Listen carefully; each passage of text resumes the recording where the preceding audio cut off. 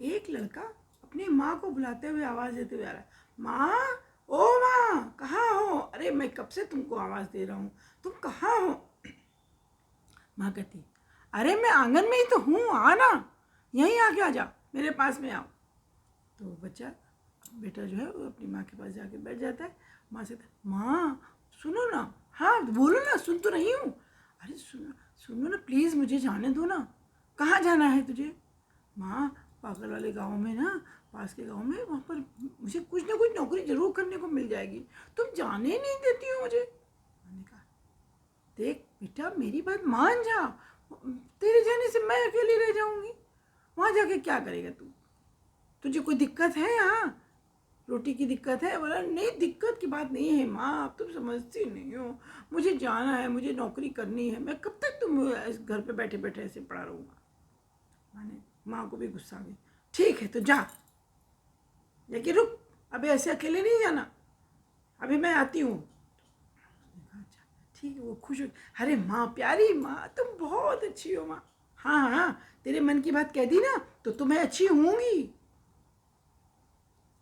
माँ जो है अंदर चली जाती है, उसको झुड़क करके अंदर जा करके एक डिब्बी भी लेकर के आती है। डिब्बी कहती, देख इसके अंदर मैंने कपूर रखा है और ये भी है साथ। अरे माँ तुम क्या करती हो, ये मेरा क्या करेगा, मैं इसको लेके कहाँ घूमूंगा? बेटा मान जा, तू मेरी बात समझा कर, अकेले यात्रा नहीं करी जाती, कोई ना कोई साथ जरूर होना चाहिए, और देखना तुम, ये तुम्हारी बहुत मदद करेगा। ठीक है माँ, दे दो, अच्छा लाओ, तुम कहती हो तो मैं ले ही जाता हूँ। इतना कहकर वो उसको ले करके चल दिया। सुबह जाऊँगा मैं, हाँ हाँ सुबह जाना, सुबह जाना, ठीक है। तो सुबह जो है, सुबह सुबह अर्ली मॉर्निंग निकल गया। अब जब चल दिया, रास्ते रास्ते चलते चलते चलते चलते काफ़ी दूर था वो गाँव, तो जंगल में वो थक गया। जब थक गया तो थोड़ा सा वहीं पर आराम, पेड़ के नीचे एक घना पेड़ देख करके वहीं पर लेट गया आराम करने के लिए। और उसमें वो थका हुआ तो था ही, उसको झपकी लग गई।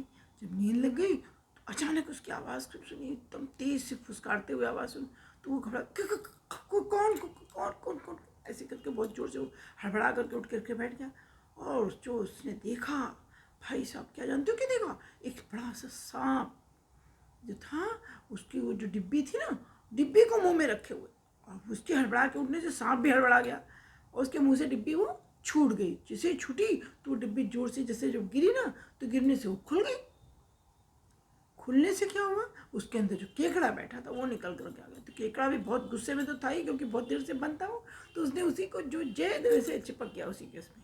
केकड़ी की आदत होती है एकदम झोंक की तरह चिपक जाता है, तो केकड़ा उसके चिपक, उसके काटने से सांप घायल हो गया, बहुत तेज से बिलबिला करके भागा, एकदम फुस करके से करके बहुत तेज उसने फुसकार मारी, लेकिन केकड़े ने उसको घायल कर दिया। तो केकड़ा उसके पीछे चिपका हुआ था ना, तो उसको किसी तरीके से जोर से पटक करके और भागा, वो सांप भाग गया। उसने सोचा, देखो माँ को कैसे पता था कि मुझे इस जंगल में इस तरीके की प्रॉब्लम आएगी। उसने मन ही मन माँ को हाथ जोड़े, हाथ जोड़ के धन्यवाद दिया कि माँ आज तुमने मेरे जीवन की रक्षा की। तो आज की कहानी में बस इतना ही, फिर मिलेंगे एक नई कहानी के साथ। अच्छा, और दूसरा पता है मैं ऐसी कहानियाँ क्यों बना रही हूँ? क्योंकि आजकल का समय ऐसा हो गया है कि हम डिजिटल वर्ल्ड में ही जुड़े रहते हैं। तो डॉक्टरों के थ्रू भी आज ये सब चीज़ें आ रही हैं कि भाई स्क्रीन टाइम कम करो, ऐसा कम करो, क्योंकि इतना ना तो इमेजिनेशन पावर लोगों में, बच्चों में रह गया, और ना ही कॉन्सेंट्रेट कर पाते हैं। विज़न की अलग से उसको प्रॉब्लम आती है। और दादी नानी तो पहले जो होती थी ना, कितने प्यार से सुनाती थी। अब तो दादी नानी भी नहीं है, कभी अकेले हम रहते हैं तो दादी नानी का भी साथ नहीं होता।